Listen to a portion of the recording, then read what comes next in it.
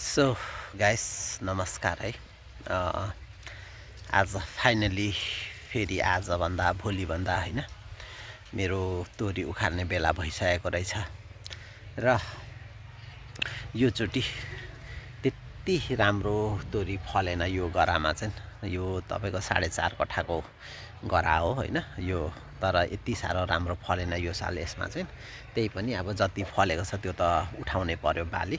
र यो तोरीको बारेमा तपाईँहरूलाई म अलिकति केही कुराहरू भन्नु खोज्छु, यो मैले जानेको र अनुभव गरेको कुराहरू।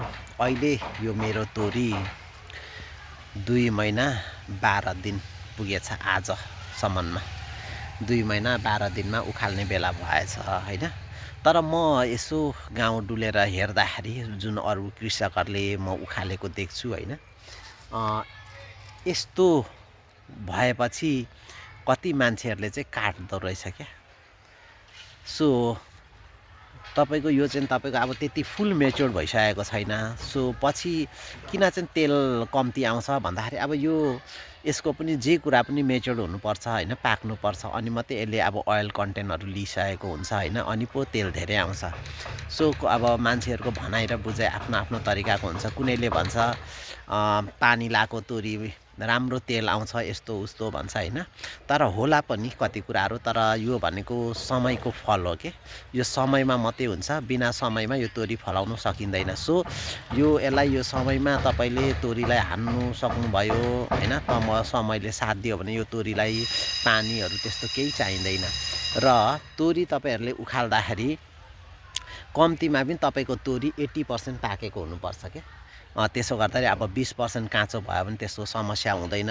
जसरी अब काँचोमा तपाईँले उखाल्नु भयो भने त्यो दाना चिम्रिक्क पर्छ, सानो हुन्छ होइन। सो त्यसमा अब त्यही भएर तेलको कन्टेन्ट पनि कम्ती हुन्छ र त्यति राम्रो हुँदैन होइन। र म त त्यही भएर अब मलाई कति मान्छेले भन्यो होइन तोरी खुरिसक्यो, झर्नु लागिसक्यो भनेर मलाई थुप्रै मान्छेहरूले पनि भन्यो होइन। त्यही पनि म चाहिँ आफ्नो तरिकाले गर्ने मान्छे हो। सो आजबाट चाहिँ अब 2 महिना 12 दिनमा मेरो तोरी उखाल्नु रेडी भएको छ यो गरामा।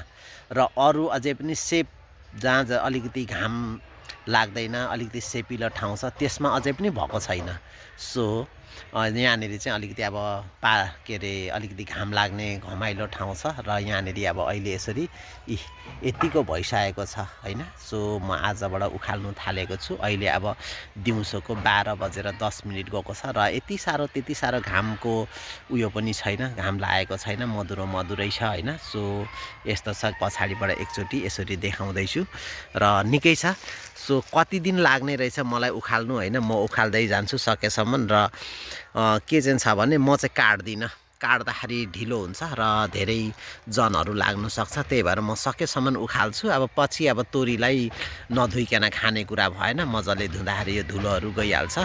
सो यस्तो छ है त गाइस है, म आजबाट तोरी उखाल्नु सुरु गरिसकेको छु र यस्तो छ।